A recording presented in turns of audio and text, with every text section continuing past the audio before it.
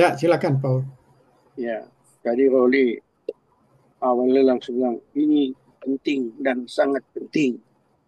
Hmm. Dan kebanyakan orang Kristen itu abaikan itu dua hukum apa hukum kasih apa eh, Matius 22:37 hukum yang utama dan yang utama. Dituliskan pendeta bilang juga pada kedua hukum ini tergantung seluruh hukum Taurat dan kitab para nabi. Nah, hari Sabtu memang kita lagi bertiga kita Edison dengan Rolly bicara tuh ya bawa cerita biasa terus Rolly singgung ini masalah Matius 22, 37, 40. Nah, terus saya sampaikan ya, ada kelompok lain bahwa dia lihat itu bahwa apa yang dia lakukan di gereja sebagai pekerja, sebagai majelis, sebagai elder atau deacon, dia anggap seakan-akan sudah segala-galanya gitu. Sepertinya sudah memenuhi kedua hukum ini. Ternyata di situ awal dari kejatuhan dia. Merasa seperti dia power mengambil satu keputusan di gereja semua dari dia. Bahkan kelihatan seperti dia lebih tinggi dari pendeta. Itu versi dia, kelihatan sekali. Tapi kenyataan di balik itu dia hubungan dengan keluarga itu nggak baik. Kan kalau dibilang kan kita kalau mau hidup dalam kasih, pertama kan mesti di dalam keluarga dulu. Orang terdekat kita. Kedua mungkin dari gereja atau masyarakat. Tapi hal itu diabaikan. Nah, mana mungkin ya dia bilang mengasihi Allah dengan segenap hati, segenap jiwa, segenap akal budimu. Sedangkan dia punya keluarga dia tidak kasih. Ya, buktinya terjadi ya hal-hal yang nggak baik. Tapi begitu dikasih tahu, seakan-akan merasa, oh jangan menghakimi atau kamu sok benar. Nah, itu ya di situ menarik sekali apa Ruli sampaikan bahwa ini sangat dan sangat penting, ya kan? Nah, pendeta sampaikan juga tambahkan seluruh hukum Taurat. Berarti kan kejadian sampai Wahyu pada kedua hukum ini. Semua udah tercangkup situ. Sejak dari hukum tadi Roy bilang 613 dibagi dua, kemudian Ten Commandment, baru yang ini, 122, 37, 40. Banyak kali kita terkecoh kan dalam kehidupan kita ini kan, terkecoh. So hebat di luar, kayaknya wah hebat. Tapi di dalam sendiri ya bobrok. Tapi di sini nggak terjadi sih kalau kita lihat semua orang-orang baik. Itu aja kira-kira. Oke. Ada lagi yang bisa kasih komentar?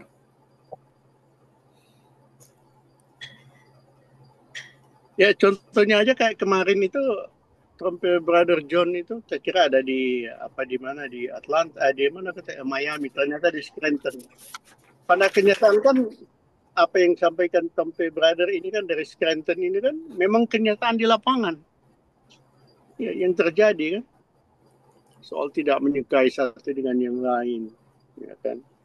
Kelihatan wah sok benar sampai ada tuh kata oh tak nak lupa sampai mati kita nak lupa penganut tapi dia bilang wah kita orang Kristen yang sejati taat di gereja tapi mengabaikan tidak melakukan itu hukum kasih.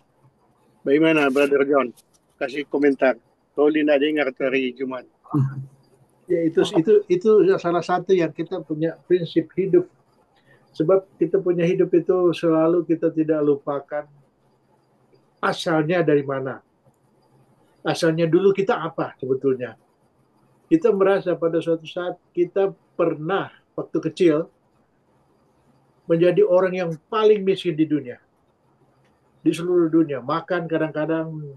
Padahal begitu papa meninggal kita dikirim ke om yang bekas kepala daerah, ketua gereja ini, ketua DPR, tapi kita nggak dianggap sebagai manusia. Baju sekolah, baju robek, kaki telanjang selama SD, kelas 3 sampai. Akhirnya kita menyadari itu. Begitu terjadi perubahan setelah kita dewasa, semenjak kita keluar dari Indonesia, betul-betul luar biasa. Rezeki dari Tuhan itu datangnya secara, tapi apapun kita terima, kita selalu ingat kita dulu apa, siapa. Jadi kita punya kehidupan itu banyak menolong orang. Kita punya rumah, kalau ada yang tinggal, dia mau bayar rent, ada duit, sudah. Next, teman-teman yang datang gratis, tinggal gratis. Nah, ada tuh mobil, anak mesti bayar ini, bayar itu. Sebab kita pikir itu bukan kita punya, itu pemberian Tuhan. Jadi itu kita punya kehidupan lebih banyak membantu orang. Dan satu lagi, kita lihat orang saling dendam, saling musuhan. Nah, kita tidak, karena kita selalu ingat bertekun, walaupun kita boleh bilang jarang masuk gereja, nyandak jam masuk, tapi kita pernah rasakan itu pada waktu kita susah, kita berdoa. Pernah kita bekerja sini, sudah utang setinggi langit, lalu berhenti dari kerja, resign dari UN. Karena kerjaannya sudah keterlaluan, 7 hari 7 malam.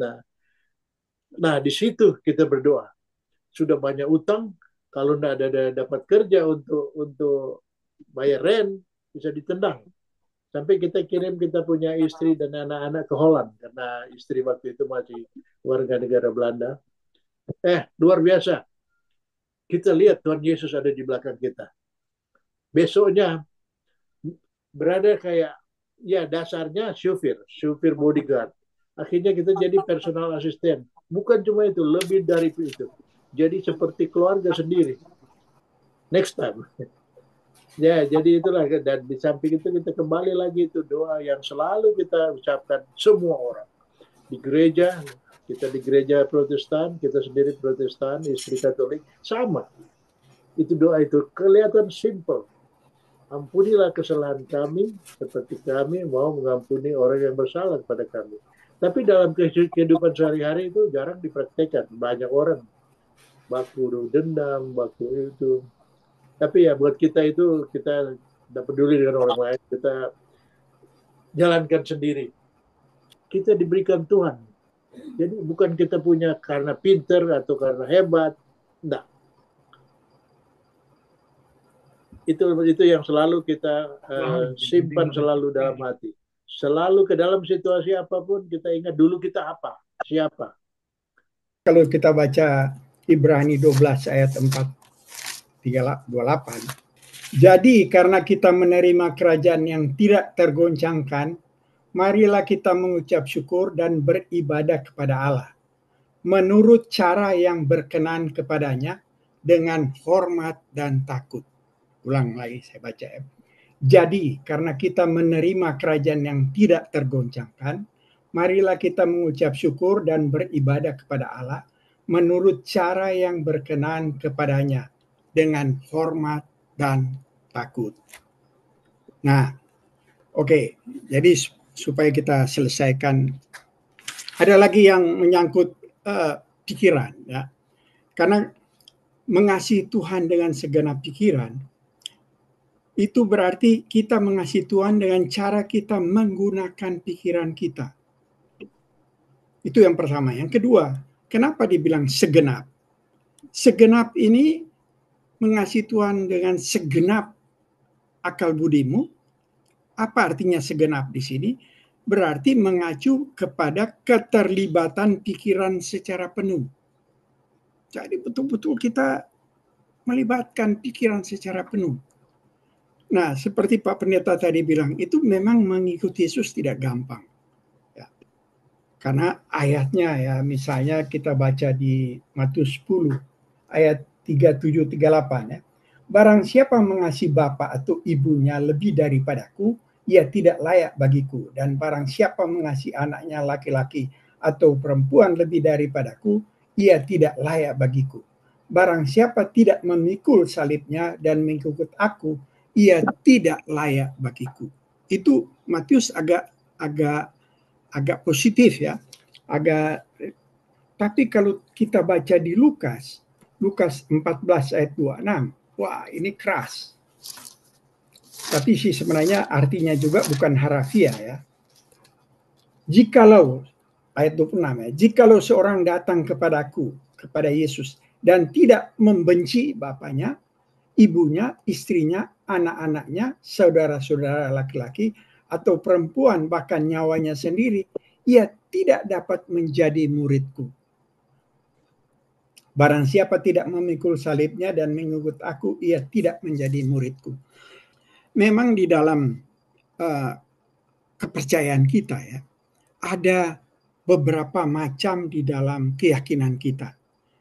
Pertama, misalnya kita dapat dari firman Tuhan. Kita dapat dari pengalaman. Kita dapat dari sekolah kita.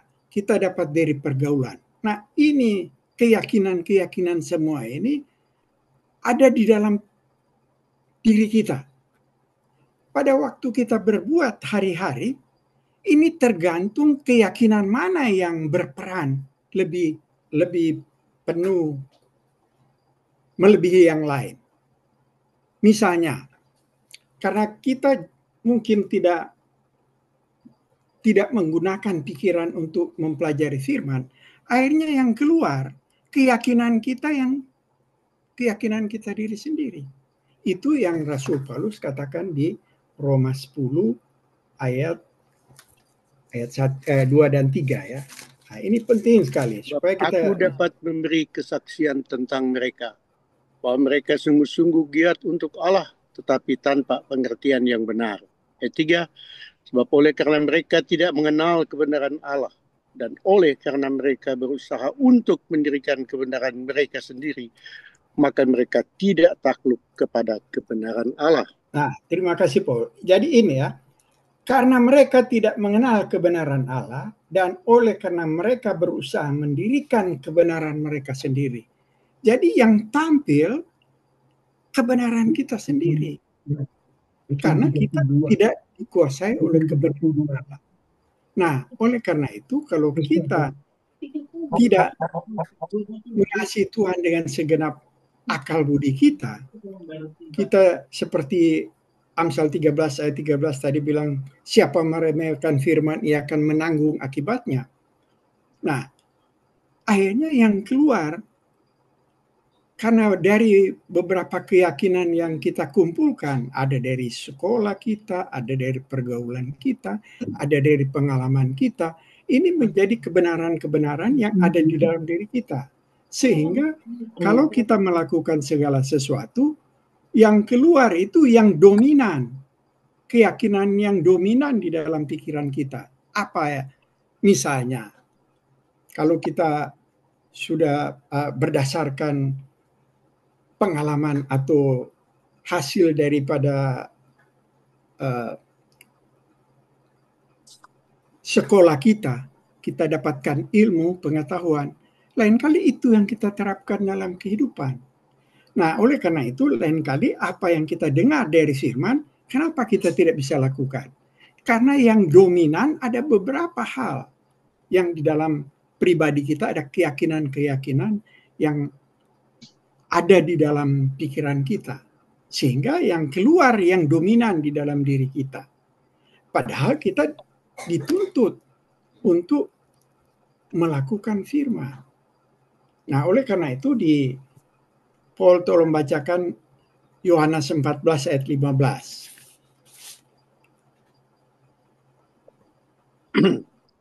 Jikalau kamu mengasihi aku, kamu akan menuruti segala perintahku. Nah, itu Tuhan Yesus bilang, kalau kamu mengasihi aku, jadi salah satu mengasihi Allah, itu harus mengikuti perintahnya. Nah, bagaimana kita mau melakukan perintahnya kalau kita tidak mau menggunakan pikiran untuk mempelajari firman? Ini kan akan jadi persoalan. Padahal ini saya ingin sekali untuk memberikan ini untuk siapa? Untuk kita dengar, untuk bekal kita. Karena kita akan bertanggung jawab di hadapan Tuhan. Kan ada selalu kita baca 2 Korintus 5 ayat 10. Paul, bisa lagi 2 Korintus 5 ayat 10. Sebab kita semua harus menghadap takhta pengadilan Kristus, supaya setiap orang memperoleh apa yang patut diterimanya sesuai dengan yang dilakukannya dalam hidupnya ini, baik ataupun jahat. Nah, itu kan kita akan pertanggungjawabkan. Jadi, saya berusaha sedemikian rupa untuk memberikan hal-hal yang apa yang Alkitab katakan, supaya mari kita sama-sama untuk mempersiapkan diri. Karena tidak salah ini, tidak akan kecewa, tidak akan lari dari kebenaran. Karena ini kebenaran yang banyak sekali orang mau mempelajarinya. Kalau kita lihat di Indonesia, gereja-gereja pengen sekali belajar untuk mempelajari. Dan saya mengikuti semua beberapa gereja, ingin sekali mempelajari. Nah, ini kita ada kesempatan untuk kita mempelajari banyak hal yang kita perlu lakukan, mempelajari supaya kita tidak salah langkah. Karena lain kali kita itu sebabnya ya. Ini penting sekali ya. Ada Tan Malaka, dia seorang komunis, tapi dia bikin satu istilah yang kita boleh pergunakan. Logika mistika. Dia bilang orang Indonesia itu tidak maju karena sering logika mereka berdasar mistika. Artinya berdasar tanpa dasar. Misalnya ya, mistika ini kan misalnya, oh jangan foto bertiga, nanti yang di tengah itu bisa mati. Ini kan gak ada dasarnya. Betul kan? Atau orang baru mau jalan, asyik. Wah, ini jangan dulu keluar. Kan gak ada dasarnya. Dasarnya apa?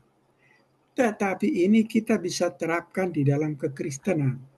Kita merasa kita masuk surga. Dasarnya apa? Itu kan yang paling penting. Kalau apa yang kita pelajari ini dasar-dasar untuk menghadap Tuhan. Tuhan bilang, kasihlah Tuhan Allahmu dengan segenap akal budimu. Tidak susah untuk melakukan itu, asal kita minta kepada Tuhan. Betul kan? Di pekerjaan saja kita bisa rela untuk menggunakan pikiran. Apa bos punya mau, kita pelajari dan kita berusaha mengikuti apa bos punya mau.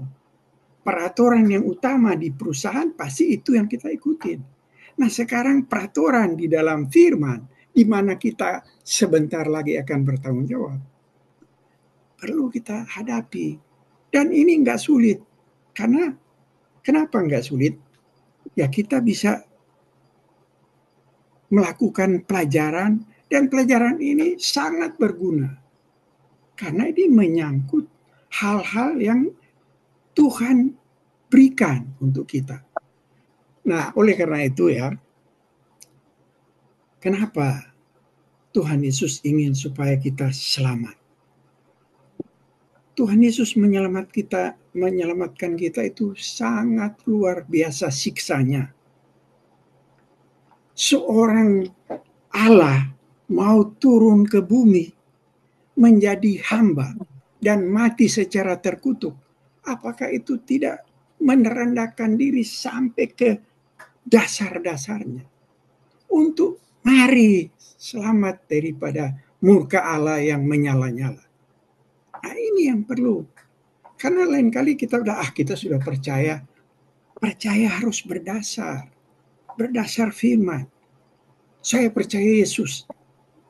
Percaya itu kan sama dengan saya percaya Jokowi. Barangkali saya lebih banyak tahu Jokowi daripada bilang saya percaya Yesus, tapi saya tidak banyak tahu mengenai Yesus. Kasihlah Tuhan Allahmu dengan segenap akal budimu. Nah, mari kita menggunakan pikiran kita untuk belajar. Gak sulit kan untuk kita belajar apa yang Tuhan Yesus inginkan. Karena Tuhan Yesus bilang, yang mengasihi aku, yang melakukan firman-Ku. Nah, oleh karena itu firman perlu kita pelajari. Dan gak sulit sebenarnya, karena saya rela untuk memberikan. Karena Amsal 13 bilang, siapa meremehkan firman, ia akan menanggung akibatnya. Apakah ini main-main? Firman itu adalah kebenaran dan itu akan terjadi tidak akan bohong. Nah, itu perlu kita hati-hati di dalam menjalani kehidupan. Karena kita ini sudah tua-tua semua. Ya, Nggak banyak waktu lagi buat kita. Coba pikir, ya kan? betul. Ya, silakan Pak Pendeta, tolong tambahkan supaya ini kita betul-betul saya mau supaya kita penuh dengan keyakinan akan apa yang Tuhan Yesus inginkan buat kita. Kalau kita melakukan, pasti tidak merugikan kita, pasti menyenangkan kita nanti. Itu, silakan Pak Pendeta. Ya, kita perlu fokus ya, fokus kepada kebenaran, fokus kepada pengorbanan Kristus, fokus kepada keselamatan. Kan semua itu bukan harga yang murah. Dan itu kita dapat secara cuma-cuma. Masakan kita tidak hargai hal-hal yang seperti itu? Kalau kita boleh menghargai bahwa kita boleh semacam saya satu ketika bisa diterima oleh wakil presiden, waktu itu ada Malik, saya menghargai itu, saya hormati itu. Itu hanya kepada seorang presiden.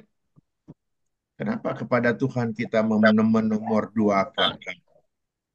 Kita kurang menghargai waktu, kesempatan, kurang kita berikan yang terbaik bagi Tuhan. Jadi seringkali kita menganggap, gampang, nanti saja, masih ada kesempatan. Kita masih ada kesibukan-kesibukan yang lain. Tapi padahal seperti apa kata Roli, kita orang ini sudah tua-tua, sudah pada pensiun semua. Sudah malah diberikan kesempatan lebih banyak untuk bisa konsentrasi, untuk mengarahkan segala perhatian, untuk kita boleh lebih mengerti akan kasih sayang Tuhan, mengerti akan kebenaran. Supaya ya, saya tidak begitu suka lagu yang mengatakan, ku tak membawa apapun. Wah, kalau kita tidak membawa apapun, kita orang Kristen yang seperti apa? Ya, emang kita telanjang, kita mati dalam tidak ada sesuatu yang kita, tapi apa yang kita tanamkan, pengetahuan di dalam kebenaran, itu tentu akan berbuah sesuatu yang indah nanti. Itu sebabnya tidak salah kalau dibilang upamu besar di sorga. Bukan dari apa yang melatar belakang kehidupan kita, tapi dari apa yang kita berikan hidup ini kepada Tuhan. Kira-kira seperti itu, konsentrasi dan fokus, dan itulah yang akan memberikan kita dorongan, semangat untuk kita lebih bergairah, ya, memberi waktu yang lebih banyak untuk belajar tentang kebenaran firman Tuhan. Kira-kira begitu saja, barangkali ada yang lain, silakan. Silakan, ada yang lain? Pak Niko kayaknya yang sudah lebih tua dari kita. Saran-saran aja, saran-saran. Iya. Ya, yang saya belajar dari rangkaian berdasarkan Alkitab tadi dari Torampe guru ini dan pendeta,